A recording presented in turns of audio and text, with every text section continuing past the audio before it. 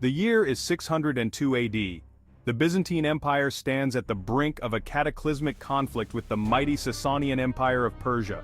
A broken pact and a thirst for vengeance lie at the heart of this war. Just a decade earlier, Emperor Maurice had extended a hand of friendship to a young Persian prince, Khosrow II.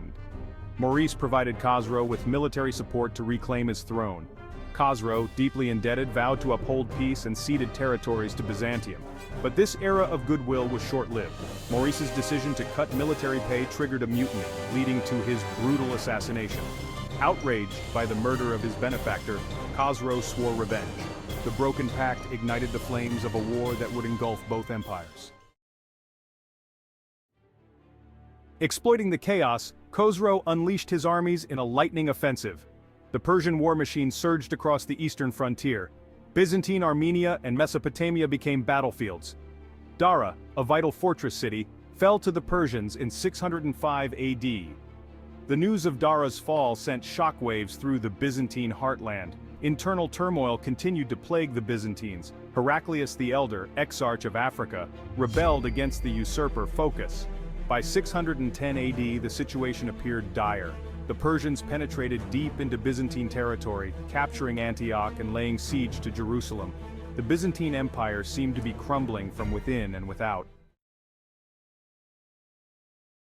The year 610 AD marked a turning point in the war. Heraclius, son of the exarch of Africa, sailed into Constantinople and deposed Phocas. The young emperor inherited an empire on the brink of collapse. The Persians continued their relentless advance, capturing Jerusalem after a 21-day siege. The loss of Jerusalem was a devastating blow to Byzantine morale.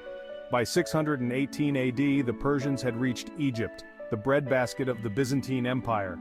The loss of Egypt pushed the Byzantine Empire to the precipice. The Persian army stood poised to strike at Constantinople itself.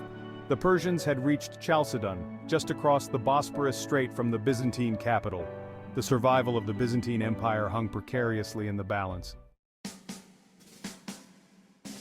Faced with the imminent fall of his empire, Heraclius considered relocating the imperial court to Carthage.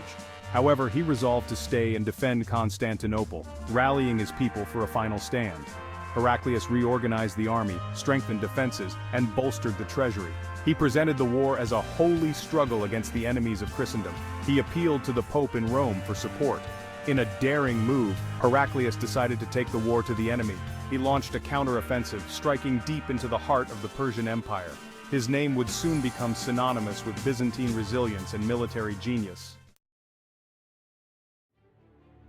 In 622 AD, Heraclius launched his counter-offensive.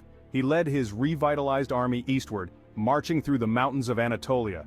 The Persians, caught off guard, were driven back. Heraclius employed a strategy of attrition, targeting Persian supply lines. He secured alliances with local rulers in Armenia. The Battle of Nineveh in 627 AD proved to be the turning point. Heraclius inflicted a crushing defeat on the Persian army led by Razad. With the Persian army in disarray, Heraclius marched towards Ctesiphon.